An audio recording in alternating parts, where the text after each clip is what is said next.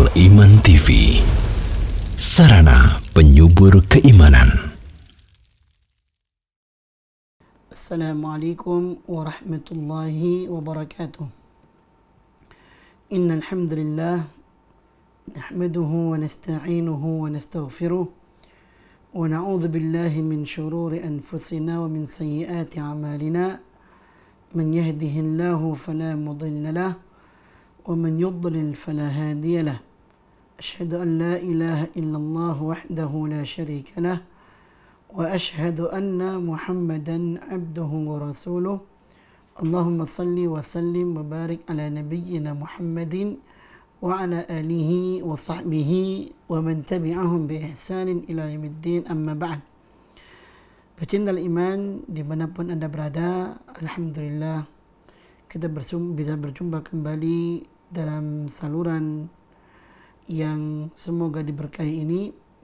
Dan pada pertemuan kali ini insya Allah kita akan bahas tentang tafsir surat Quraisy. Surat Quraisy adalah surat yang sangat pendek, yang surat ini termasuk surat Makkiyah, terdiri atas 4 ayat. Surat ini khusus membicarakan kepada kita tentang kebiasaan orang Quraisy dan nikmat yang Allah limpahkan kepada mereka. Kita tahu masyarakat Quraisy adalah masyarakat yang tinggal di kota Mekah, yang berkhidmat untuk menjaga Ka'bah atau semisalnya. Allah Subhanahu wa taala berfirman, A'udzu billahi as-sami'il 'alim minasyaitonir rajim. Bismillahirrahmanirrahim. Li'ilafi Quraisy إيلافهم رحلة الشتاء والصيف فليعبدوا رب هذا البيت الذي أطعمهم من جوع وآمنهم من خوف. Artinya, kata Allah, li'ilafi Quraisy, karena kebiasaan orang-orang Quraisy, ilafihim rihlat asy-syita'i was-saif, yaitu kebiasaan mereka bepergian baik di musim dingin maupun di musim panas. Falyabudu rabb hadzal bait, maka hendaklah mereka menyembah Tuhan pemilik rumah ini, yaitu pemilik Ka'bah ini. Allazi at'amahum min ju', yang mana Tuhan sang pemilik Ka'bah ini telah memberikan makan kepada mereka sehingga terhindar dari kelaparan. Wa amanahum min khauf, dan memberikan keamanan kepada mereka sehingga terbebas dari ketakutan. Ma'asyiral muslimin rahimani wa rahimakumullah. Inilah dia surat Quraisy. Pendek, dan mungkin kita termasuk orang-orang yang berlangganan membacanya. Apa kandungannya? Apa pelajaran yang bisa diambil darinya? Di sini kita akan ikuti penjelasan dari para ulama tentang tafsir surat ini. Ma'asyiral muslimin rahimani wa rahimakumullah. Dalam surat ini Allah Subhanahu wa taala menceritakan kepada kita kebiasaan orang-orang Quraisy dan nikmat yang Allah Subhanahu wa taala berikan kepada mereka. Kita tahu di antara nikmat Allah yang Allah limpahkan kepada masyarakat Quraisy, kalau dihubungkan dengan surat setelahnya, maka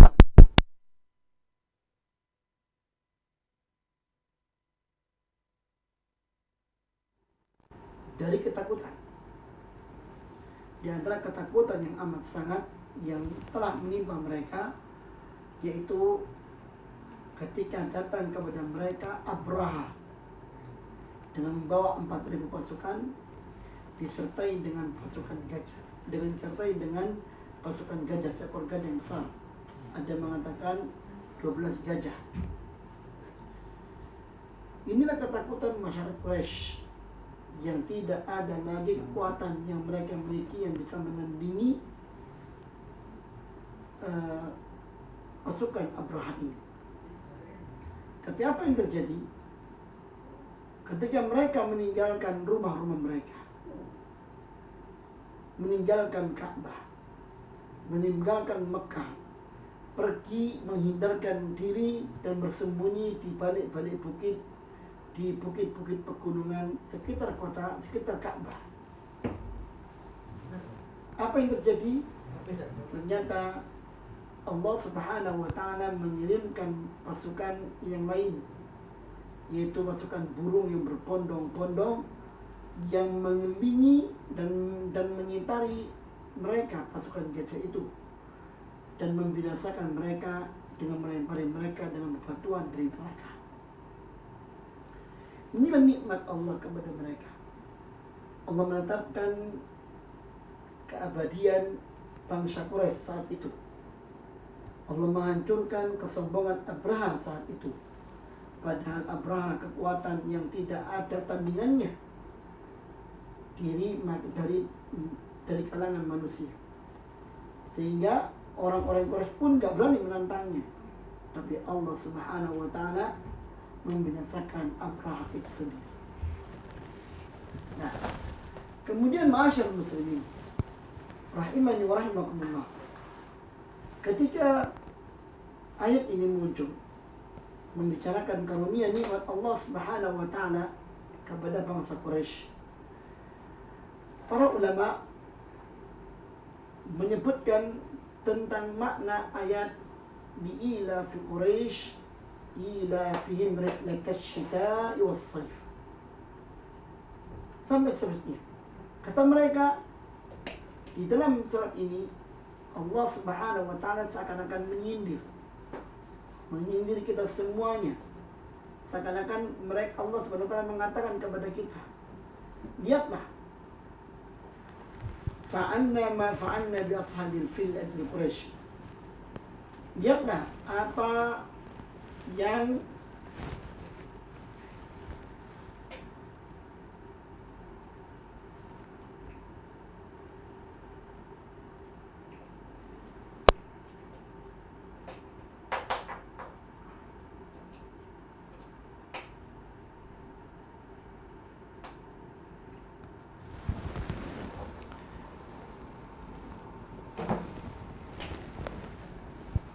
kata Allah Subhanahu wa Ta'ala, kata para ahli tafsir, lihatlah apa yang kami lakukan terhadap ashabil fil, pasukan gajah, li ajli Quraisy, demi kemaslahatan bangsa Quraisy, wa amnihim, demi keamanan mereka, wastiqamati masalihihim, dan demi kelanggengan mereka, wantidhami rihlatihim, dan demi pula kebiasaan mereka dalam perjalanan yang mereka lakukan. Kalau dalam musim dingin mereka datang ke negeri Yaman untuk mengambil hasil Yaman dan membawa apa yang bisa dibawa ke negeri Yaman untuk diperdagangkan di sana.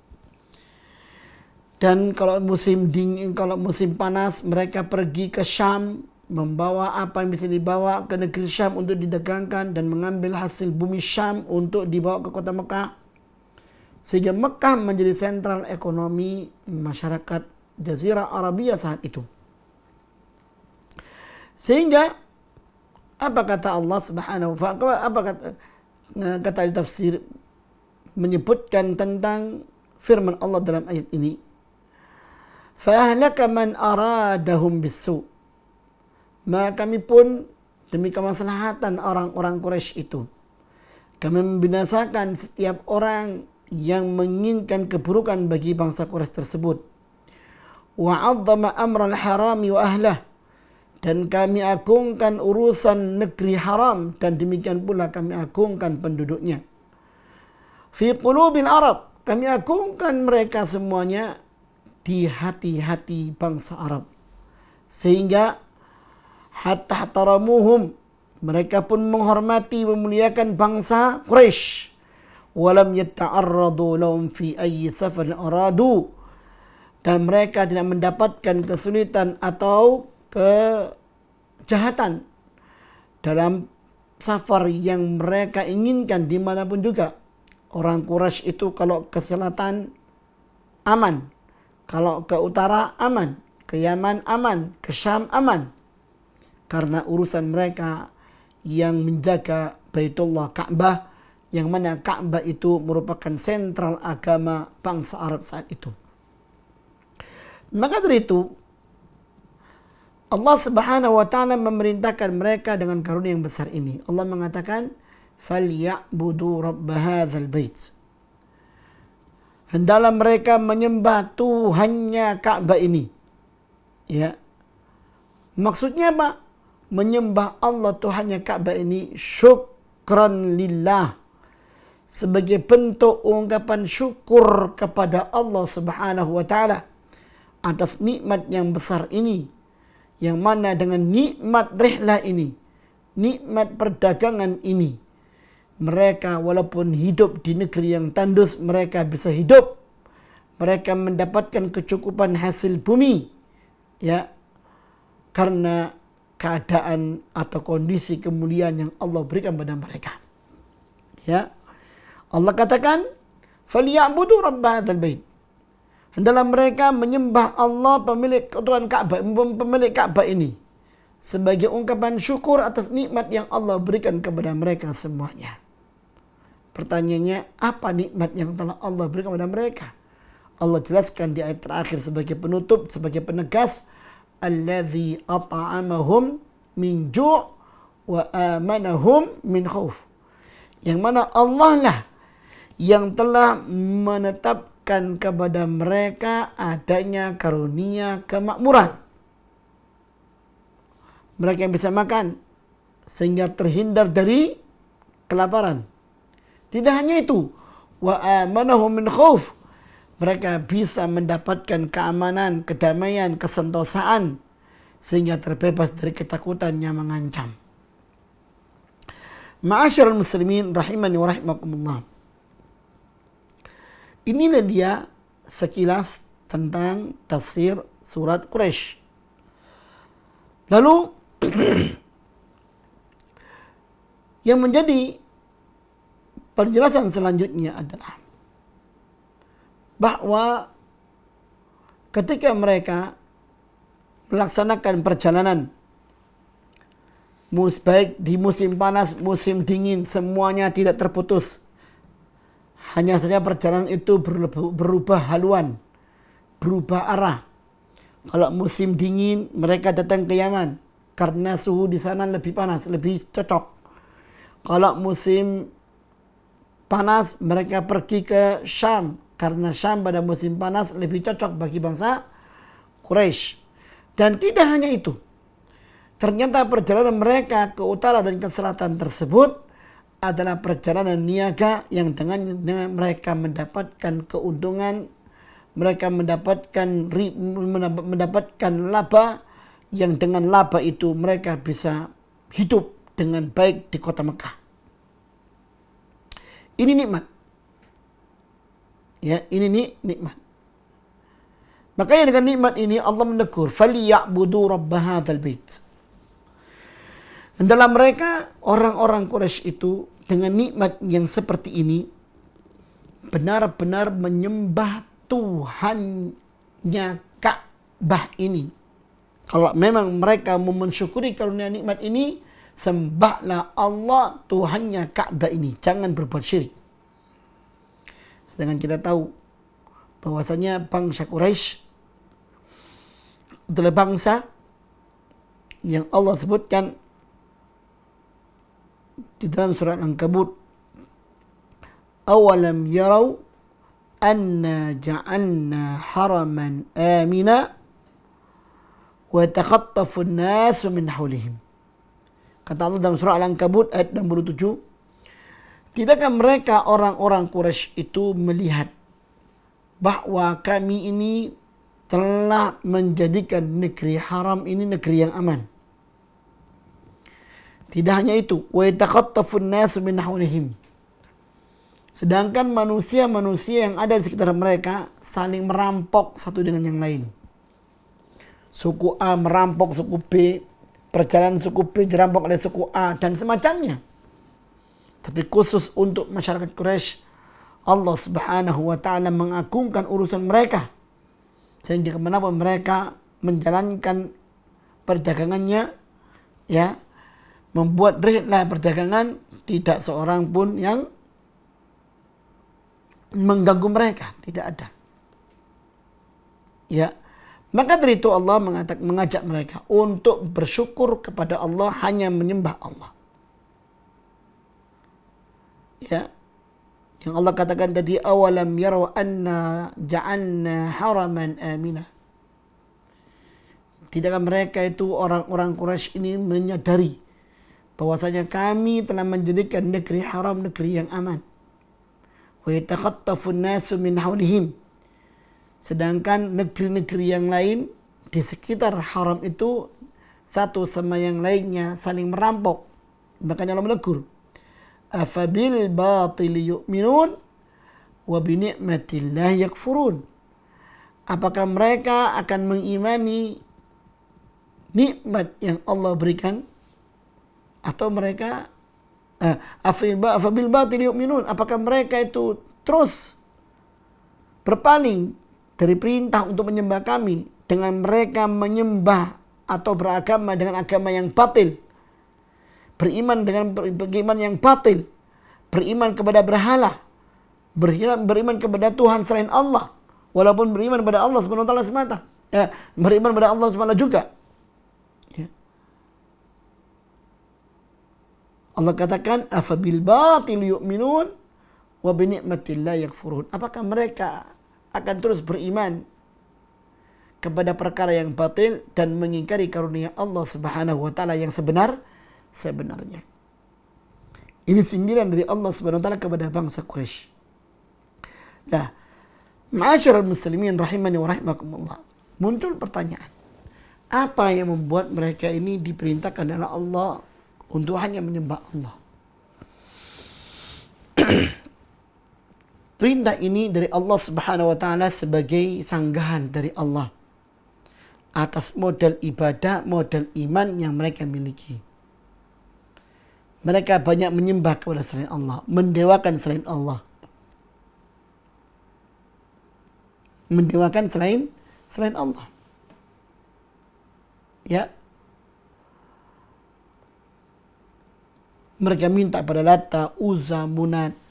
Maka dari itu ma'asyar muslimin rahimani wa rahimakumullah, tidak akan mungkin bisa memahami surat ini dengan baik kecuali orang-orang yang mengetahui tentang masa jahiliyah dan kebiasaan masa jahiliyah itu dan karakter orang-orang di masa jahiliyah, yaitu di masa sebelum Rasulullah sallallahu alaihi wasallam diangkat sebagai seorang rasul. Lah,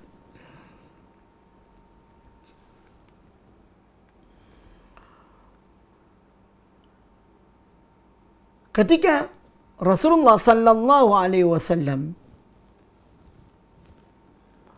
diangkat sebagai seorang rasul, Rasulullah sallallahu alaihi wasallam mengingatkan nikmat ini kepada mereka dan meminta mereka untuk menyembah hanya kepada Allah Subhanahu wa taala semata.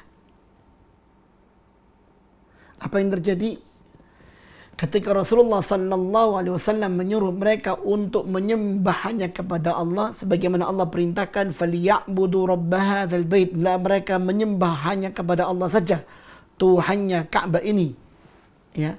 Ternyata kalau kita lihat potret masyarakat jahiliyah, mereka memiliki cara ibadah yang beraneka ragam. Mereka adalah masyarakat yang memiliki tipe keimanan politeisme, menyembah banyak Tuhan. Ada yang menyembah, kalau kita lihat ya dalam kitab Al-Qawaidul Arba', 4 kaidah yang harus dipahami oleh seorang muslim dalam memahami tauhid, kita akan melihat bahwasanya apa yang disebutkan oleh Syekh Muhammad Sulaiman At-Tamimi dalam kitabnya Al-Qawaidul Arba', kita bisa melihat bahwasanya masyarakat jahiliyah atau masyarakat di mana Rasulullah SAW diutus kepada mereka adalah masyarakat yang menyembah banyak Tuhan. Selain menyembah kepada Allah, mereka juga menyembah Tuhan yang lain. Ada yang menyembah matahari, ada yang menyembah bulan,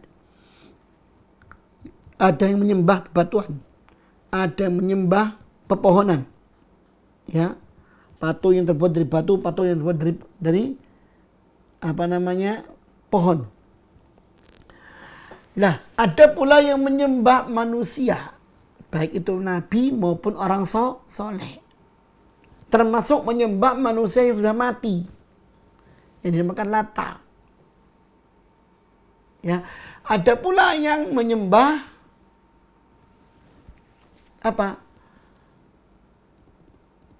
nabi dan malaikat. Makanya Allah Subhanahu wa taala menuturkan dalam sanggahan-sanggahannya dalam Al-Qur'anul Karim, ya, wala ya'murukum an tattakhidul malaikata wan nabiyyina arbaba, kata Allah. Dan Allah tidak pernah memerintahkan kalian untuk kalian jadikan malaikat dan para nabi itu sebagai Tuhan-Tuhan yang disembah selain Allah. Nah, Allah Subhanahu wa taala murka kepada keimanan mereka, orang-orang Quraisy ini. Ya, makanya Allah menyuruh mereka untuk menyembah hanya kepada Allah dan meninggalkan sembahan-sembahan selain Allah. Tetapi Allah Subhanahu wa taala juga menerangkan kepada kita tentang eksistensi kemaslahatan yang ada pada masyarakat Quraisy. Apa itu? Kemakmuran dan keamanan. Kemakmuran dan keamanan. Ya. Apa itu kemakmurannya? Allah katakan alladzi at'amahum min ju'. Yang mana Allah telah memberikan makan kepada mereka sehingga mereka terhindar dari kelaparan. Wa amanahum min khauf. Dan Allah memberikan kepada mereka keamanahum. Allah memberikan kepada mereka keamanan sehingga mereka terbebas dari ketakutan. Inilah dua nikmat, yang mana nikmat ini adalah nikmat cita-cita semua umat dan bangsa. Cita-cita semua bangsa dan negara. Kalau kita lihat setiap bangsa, maka tujuan mereka tidak keluar dari ini. Ingin makmur, ingin aman. Berdaulat, makmur, dan aman. Siapapun. Dan Allah akan memberikan ini kepada siapapun yang Allah kehendaki. Hatta termasuk kepada orang musyrikin. Ya. Allah berikan itu kemakmuran pada mereka. Allah berikan itu keamanan kepada mereka. Subhanallah. Lah muncul pertanyaan. Apa yang membuat kemuliaan itu ada pada mereka? Bukan pada selain mereka.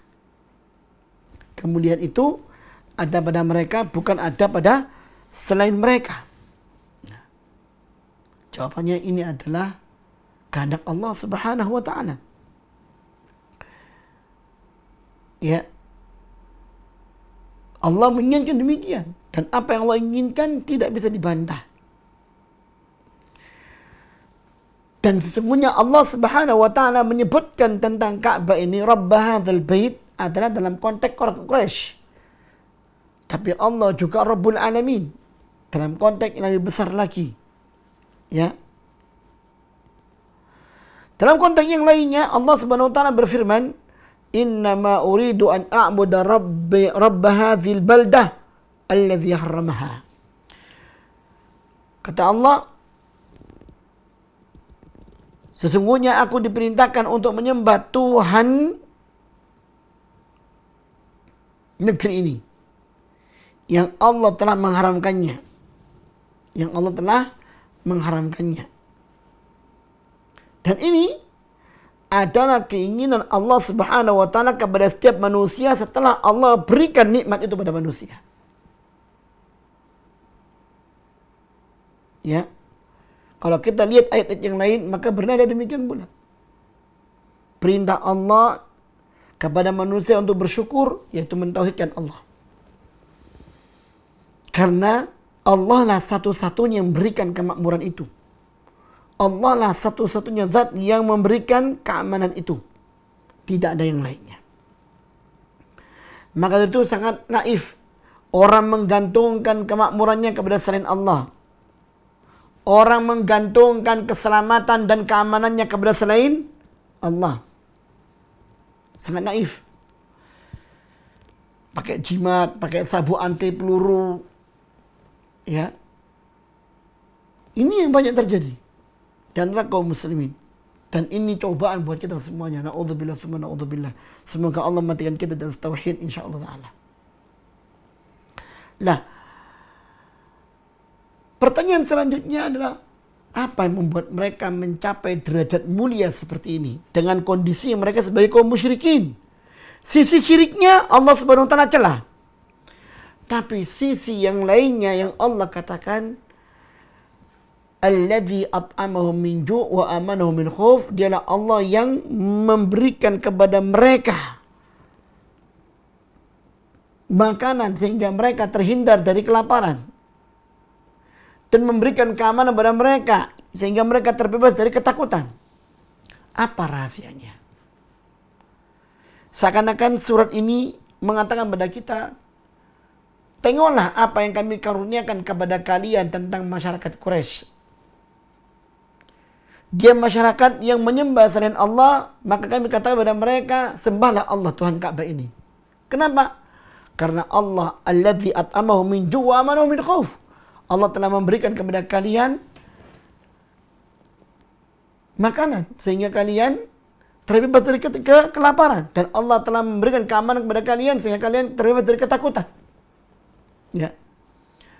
Satu sisi Allah katakan orang kaum ini tercela karena syiriknya, tapi sisi yang lain Allah menegaskan adanya kurnia Allah yang Allah beri kepada kaum ini. Yang seakan-akan Allah menginginkan kita untuk melihat apa rahasia di balik kesuksesan masyarakat Quraisy mengatur negerinya, ya, sehingga abadi. Ya, mengatur negerinya sehingga abadi. Padahal dua kekuatan bangsa besar saat itu ada di sana. Romawi dengan menguasai Syam. Persia dengan menguasai Yaman. Ya. Ini. Tetapi kenapa masyarakat Quraisy kok independen? Subhanallah. Disinilah rahasianya ma'asyarul muslimin. Rahasianya yaitu bahwa ketika mereka ini diberi oleh Allah karunia nikmat yang luar biasa, ada kebiasaan yang mereka lakukan dan itu mulia,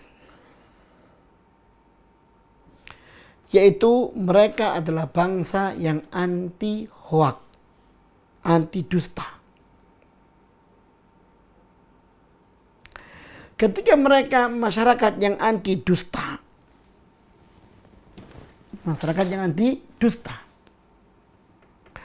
maka apapun yang ada pada mereka, mereka ungkapkan apa yang ada, apa adanya. Satu contoh, kalau kita lihat kitab Safiur Rahman Mubarakfuri, yaitu Ar-Rahim Al-Maktum, sebelum menyebutkan sejarah Rasulullah, beliau menyebutkan tentang sejarah bangsa Arab sebelum datangnya Islam. Bagaimana tata pamongnya, bagaimana tentang budaya penduduknya. Disebutkan model pernikahan di sana ada 4 macam. Pertama, model pernikahan seperti model pernikahan yang disyariatkan oleh Islam. 1 suami, kemudian 1 istri diakadkan. Ya. Yang mana sang laki-laki ini boleh nikah 4 kali. Sampai 4 istri. Tapi ini dulu kita jelaskan. Pernikahan 1 orang dengan 1 wanita. Yang kedua, pernikahan atau perkawinan. Kita lihat, kita bahasakan dengan perkawinan. Yang dilakukan oleh satu keluarga kepada seorang bangsawan yang diinginkan ini benih keturunannya. Contoh misalkan,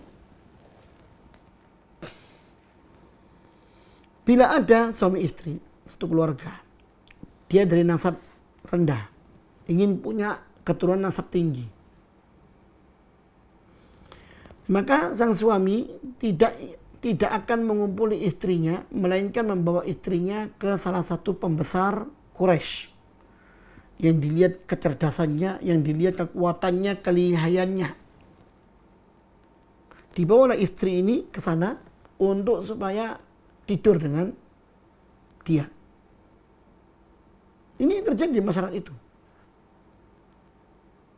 Sang suami yang sah tidak akan berkumpul dengan istrinya sampai diyakini istrinya hamil. Ketika istrinya hamil dari laki-laki itu, baru dia kemudian akan mengumpuli istrinya sesuai dengan kebutuhan dia. Dan ini tentunya mungkar. Ya. Lahir anak ini disebabkan kepada suami yang sah. Tapi suami mendapatkan bibit unggul. Itu menurut prasangka mereka. Ya, prasangka yang batil. Model perkawinan yang ketiga adalah perkawinan satu wanita dengan 10 pria.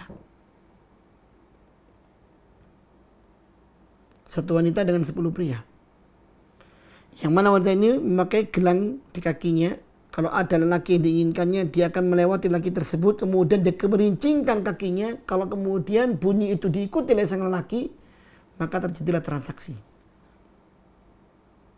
Dia tidur dengan laki itu sebanyak 10 orang laki-laki. Dia akan mengingat-ingat wajah laki itu. Dan ketika dia pada masa akan melahirkan dari hasil hubungan itu, maka dia akan memanggil 10 orang lelaki yang pernah tidur bersama dia. Dan dia akan panggil seorang yang ahli jejak genetika. Dan 10 orang laki-laki yang dipanggil tidak boleh tidak hadir. Harus hadir. Dan mereka semuanya jujur untuk hadir. Ya. Seakan-akan mereka tidak mau lari dari masalah yang dihadapi.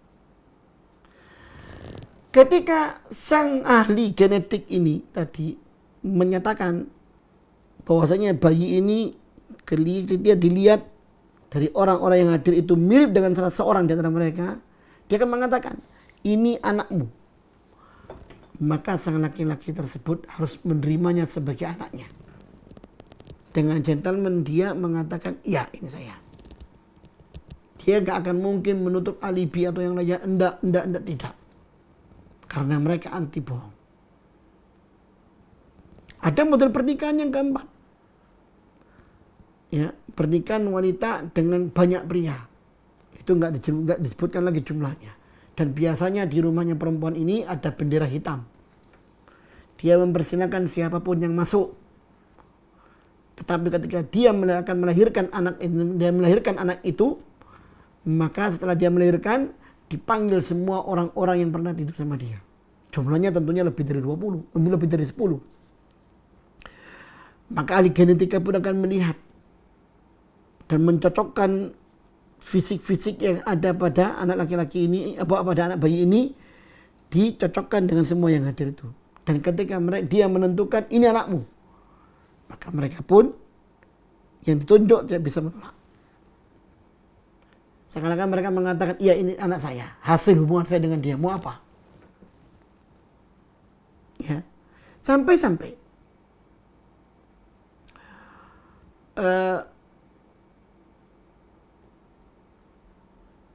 ketika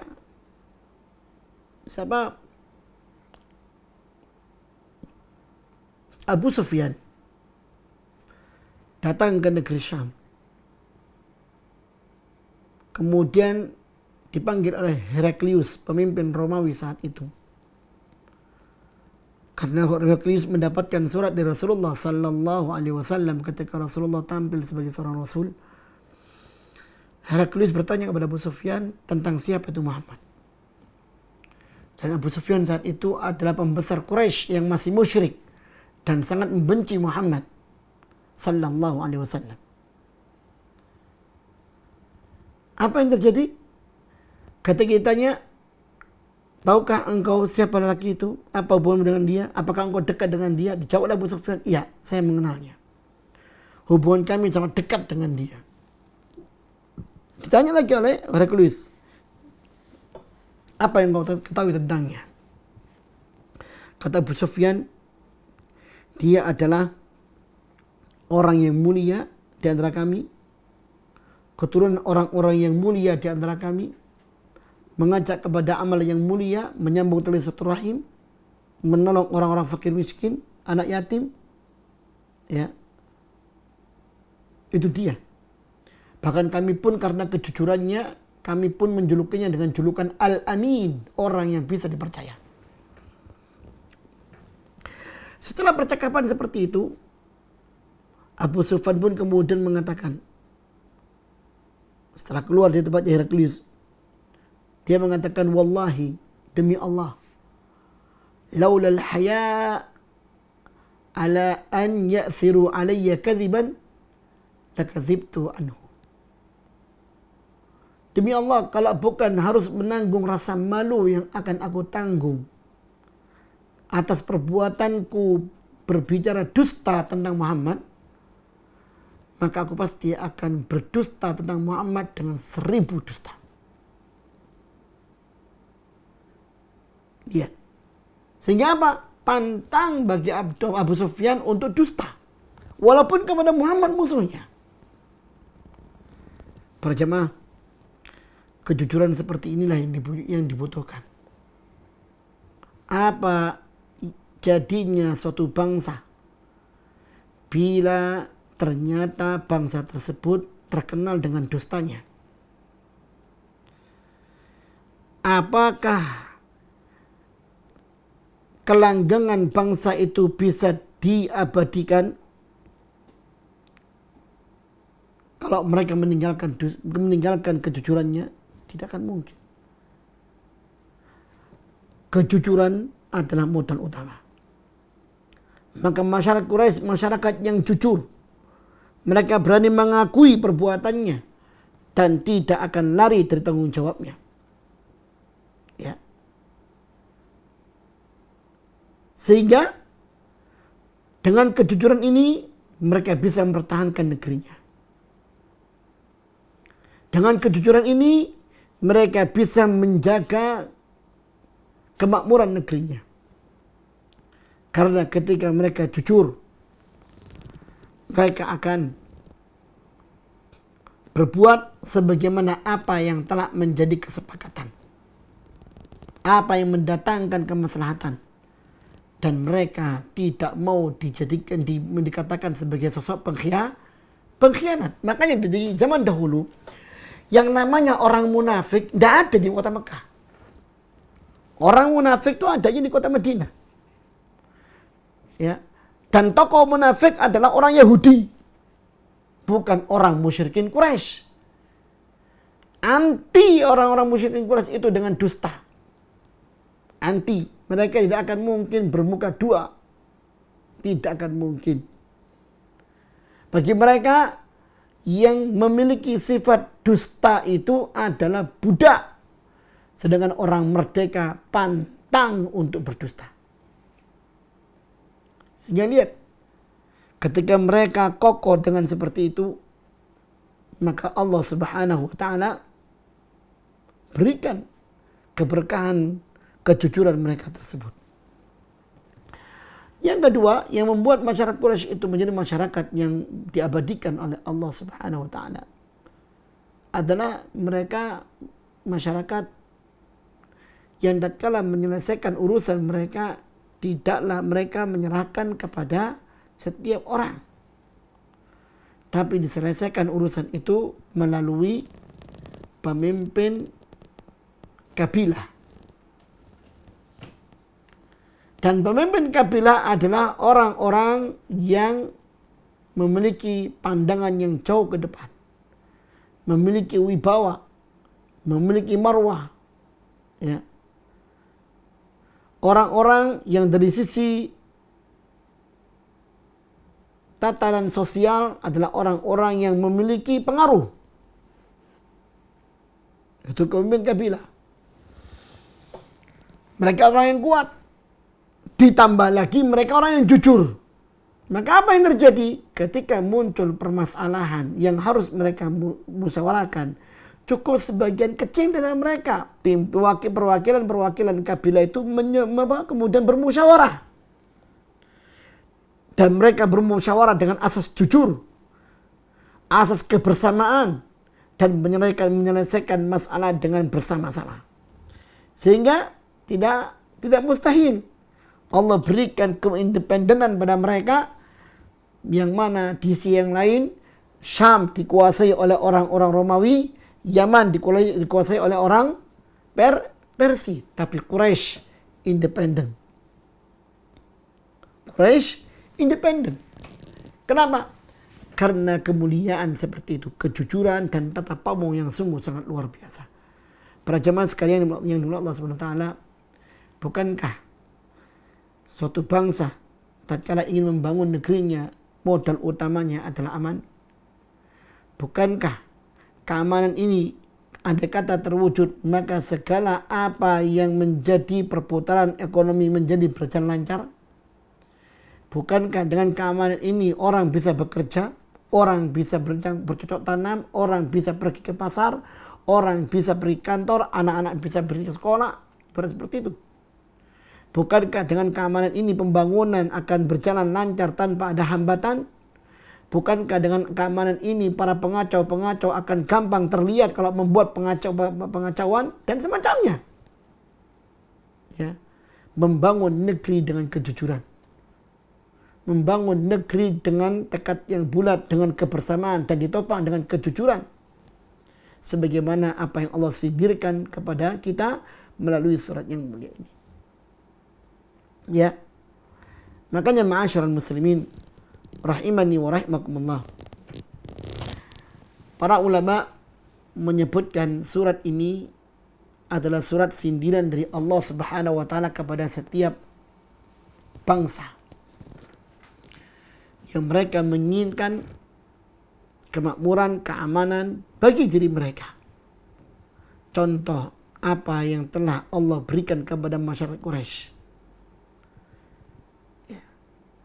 Tanamkan kejujuran pada diri masing-masing, sehingga keutuhan, kemaslahatan akan terjaga. Tidak ada pengkhianat di situ, karena pengkhianat berangkat dari ketidakjujuran. Tidak ada penipuan di situ, karena penipuan berangkat dari ketidakjujuran. Tidak ada lagi musuh di situ, karena musuh berangkat dari ketidakjujuran. Tidak ada lagi hambatan-hambatan dalam pembangunan yang ada, karena hambatan-hambatan itu berangkat dari ketidakjujuran dan semacamnya. Maka kejujuran modal segala sesuatu, termasuk modal membangun bangsa dan negara. Sebagaimana Allah katakan tentang masyarakat Quraisy. Dan ma'asyiral muslimin rahimani wa rahimakumullah, Allah Subhanahu wa taala mengingatkan kepada kita semua tentang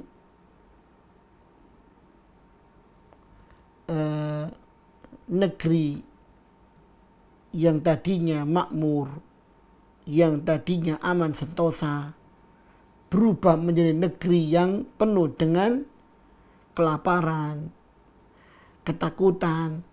Ya. Allah singgung kita dengan ayat tersebut. Kenapa? Karena mereka tidak taat kepada perintah Allah. Disuruh jujur, tidak jujur. Disuruh amanah, tidak amanah. Disuruh saling ta'awun, saling membantu, tidak membantu. Ya. Disuruh saling melindungi, tidak saling melindungi. Ini perintah-perintah Allah. Makanya kata Allah Subhanahu wa taala dalam surat An-Nahl ayat 112 113. Allah katakan, wa daraballahu mathalan qaryatan kanat aminatan mutmainnah. Kata Allah Subhanahu wa taala membuat perumpamaan tentang satu negeri yang tadinya negeri yang aman, negeri yang tenang, damai sentosa, penuh dengan kemakmuran. Ya'tiha rizquha ragadan min kulli makan. Negeri itu datang rezekinya siang dan malam dari segala penjuru. Namun fakafarat bi an'umillah. Sayangnya negeri itu kufur dengan nikmat Allah Subhanahu wa taala. Akhirnya fa'adzaqaha Allahu libasal ju'. Karena kekufuran mereka tidak mau menjalankan apa yang diperintahkan oleh Allah. Mereka dusta, mereka khianat, mereka tidak saling tolong menolong, bahu-bahu. Mereka tidak jujur, ya, dan semacamnya. Akibat kekufuran ini, fa'akhadnahum bima kanu, kata Allah Subhanahu wa taala, fa'adzaqaha Allahu libasal ju' wal khauf bima kanu yasnaun. Maka kami timpakan pada mereka pakaian kelaparan dan pakaian ketakutan. Yang tadinya tentram, makmur, jadi lapar. Yang tadinya tenang, damai, jadi menakutkan. Kenapa? Bima kanu yasnaun. Lantaran apa yang telah mereka lakukan. Nah, ma'asyiral muslimin rahimani wa rahimakumullah. Inilah dia tentang rahasia yang terkandung di dalam surat Quraisy. Allah Subhanahu wa taala mengingatkan kita untuk menengok, seakan-akan kita harus menengok tentang apa yang Allah berikan kepada orang-orang Quraisy. Ya. Dan tentunya tidaklah ada penyimpangan dari tuntunan Rasulullah sallallahu alaihi wasallam, melainkan pasti di situ menimbulkan musibah. Ya. Musibah. Karena Allah mengatakan fa'adzaqa fakafar bi an'umillah, mereka kufur atas perintah Allah, maka Allah berikan kepada mereka musibah, kelaparan dan ketakutan lantaran apa yang mereka lakukan. Nah, ini permisalan negeri seperti ini bisa jadi.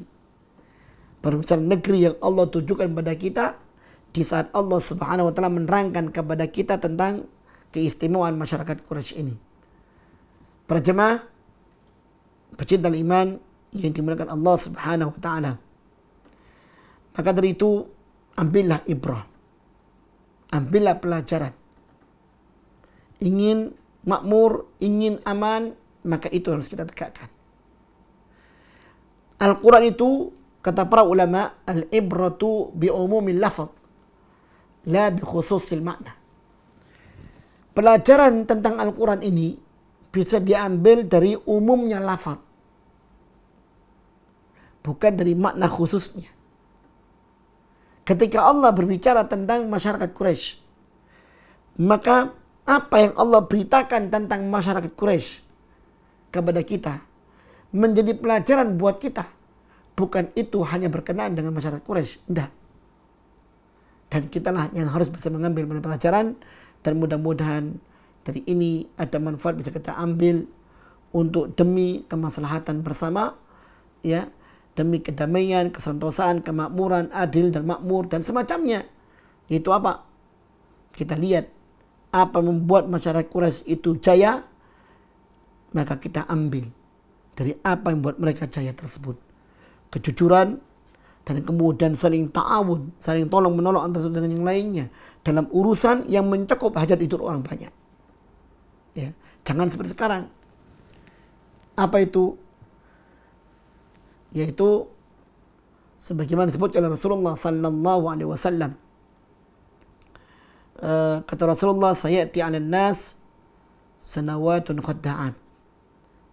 Akan datang pada manusia tahun-tahun yang penuh dengan kedustaan. Yukadzabu fiha as-sadiq.